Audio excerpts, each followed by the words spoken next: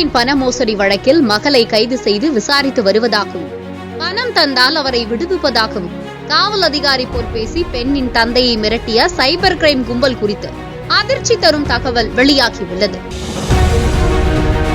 புது புது யுக்திகளை கையாண்டு மக்களிடம் டிஜிட்டல் பண பரிவர்த்தனை முறையில் ஏமாற்றி பணம் பறிக்கும் சைபர் குற்றவாளிகள் எண்ணிக்கை நாளுக்கு நாள் அதிகரித்து வருகிறது. அந்த வகையில் சென்னையை சேர்ந்த நபரிடம் மோசடி செய்து பணம் பறிக்க கும்பல் ஒன்று முயற்சித்து உள்ளது. கடந்த மாதம் 24ஆம் தேதி பாதிக்கப்பட்ட நபர் வீட்டிலிருந்து வெளியே வந்த நேரம் பார்த்து வாட்ஸ்அப் அழைப்பு ஒன்று வந்துள்ளது. அதில் பேசிய மோசடி நபர் தான் காவல் அதிகாரி பேசுவதாகவும் ஆன்லைன் மூலம் 50 லட்சம் ரூபாய் மோசடி செய்த வழக்கில் தங்கள் மகளுடன் சேர்த்து 4 பேரை கைது செய்து விசாரித்து வருவதாகவும் கூறியுள்ளார். ஆனால் உங்கள் மகள் விசாரணைக்கு ஒத்துழைக்க மறுக்கிறார் எனவும் நீங்களே அவரிடம் பேசுங்கள் எனவும் அவர் கூறியிருக்கிறார். I just switch on the TV, your daughter will be shown into the picture so that your entire career will be out, so another 10 years imprisonment, so they have done, and we came to know that they have not done it from on their own, but it was done from their ID, that's what we have arrested. So அந்த ஃபோன்ல பொண்ணை torture பண்ணும்போது எப்படி அழுவாங்களோ அப்படியே இருந்தது அந்த voice. So ரியலா பொண்ணு கதறாங்க, ஐயோ ஐயோன்ற அந்த ஒரு இது கேரியர் போச்சு அப்படின்ற ஒரு ஏதோ ஒரு ஆங்ஸைட்டில அவங்க கதறது அப்படியே ரியலாவே இருந்தது. எனக்கும் அந்த நேரத்தில் ஒன்றும் புரியல. ஏன் அப்படின்னா அப்பதான் எங்களுக்கு கேம்பஸ் இன்டர்வியூ செலக்ட் ஆகி இப்போ ஃபைனல் இயர் படிச்சுட்டு இருக்காங்க அவங்க இன்ஜினியரிங். அப்போது மறுமுனையில் தொலைபேசியில் ஒரு பெண் அழுகின்ற சத்தம் மட்டும் கேட்டு இருக்கிறது. அதை கேட்டதும் பெண்ணின் தந்தை பதற்றத்திலும் குழப்பத்திலும் தன் மகளை காப்பாற்றுவதற்காக அவர்கள் என்ன சொன்னாலும் செய்வதற்கு தயாராகிவிட்ட நிலையில் அந்த மோசடி நபர் அந்த சந்தர்ப்பத்தை பயன்படுத்த முனைந்து உள்ளார். தொடர்ந்து உங்கள் மகளை இந்த வழக்கிலிருந்து விடுவிக்க வேண்டும் என்றால் உடனடியாக தான் கூறும் ஜிபே எண்ணிக்கு ஒரு பெரிய தொகையை அனுப்புமாறு கேட்டுள்ளார். பணம் அனுப்பவில்லை என்றால் தொலைக்காட்சி செய்தியில் உங்கள் மகள் வீடியோ வெளிவந்துவிடும். பிறகு உங்கள் மகளின் எதிர்கால வாழ்க்கையே பாழாகிவிடும் என்று மிரட்டும் தோணியில் பேச தந்தையோ என்னிடத்தில் அவ்வளவு பணம் தற்போது இல்லை, கையில் இருப்பதை அனுப்புகிறேன், என் மகளை ஒன்றும் செய்து விடாதீர்கள் என்று கெஞ்சி இருக்கிறார்.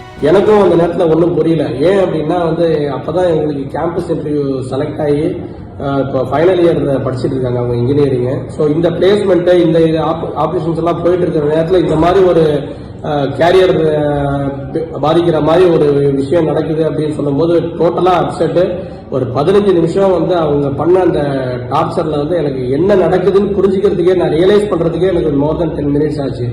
அதுல அவர் என்ன போனை கீழே வைக்கிறதுக்கோ சுவிட்ச் ஆஃப் பண்றதுக்கோ அலோவ் பண்ணவே இல்லை.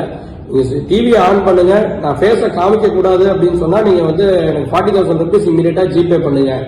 எங்க சார் பண்ணணும், நான் எங்க வரணும், எந்த இடத்துல நீங்க இருக்கீங்க, அவங்க எங்க இது பண்ணிருக்கீங்கன்னு கேட்டா அதுக்கெல்லாம் that and all you will tell later, first you make the payment அப்படின்ற மாதிரி ஒரு கமெண்ட் கொடுத்தாரு. அந்த கமெண்ட் அந்த தோரணை எல்லாமே ஒரு ரியல் போலீஸ் அபிஷியல்ஸ் வந்த மாதிரி ஒரு இதுவாகவே இருந்தது தவிர ஆர்டினரியாவே இல்லை. அந்த வாய்ஸ் அவ்வளோ போல்டு, அவ்வளோ இதுவா இருந்தது.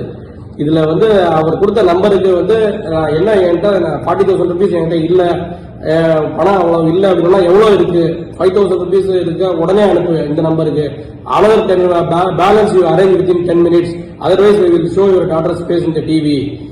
மீடியால போயிடும் எல்லாமே. டோட்டலா 10 years imprisonment என்னென்னமோ சொன்னார் அவரு. அந்த நேரத்துல ஒன்னும் புரியல.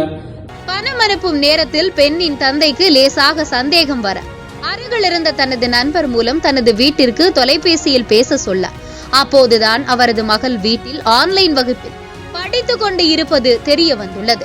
பின்னர் இணைப்பை துண்டித்த பெண்ணின் தந்தை இதையடுத்து சைபர் குற்றப்பிரிவில் புகார் அளித்து இருக்கிறார். ஃபார்ச்சுனேட்லி என்னோட ஃப்ரெண்டு பக்கத்துல நின்றுட்டு இருந்ததுனால அவர்கிட்ட சைகையில காமிச்சு வீட்டுக்கு போன் பண்ணுங்கன்னு சொன்னேன். நானு வீட்டுக்கு போன் பண்ணி பேசினோம்னா அவங்களும் இவர் திடீர்னு போன் பண்ணி பொண்ணு எங்க இருக்காங்கன்னு அவங்களுக்கு கேட்டோம்னா அவங்களுக்கு ஒண்ணுமே புரியல. எதுக்கு திடீர்னு சம்மந்தமே இல்லாம இன்னொருத்தர் போன் பண்ணி பொண்ணு எங்க இருக்காங்கன்னு கேக்குறாங்க.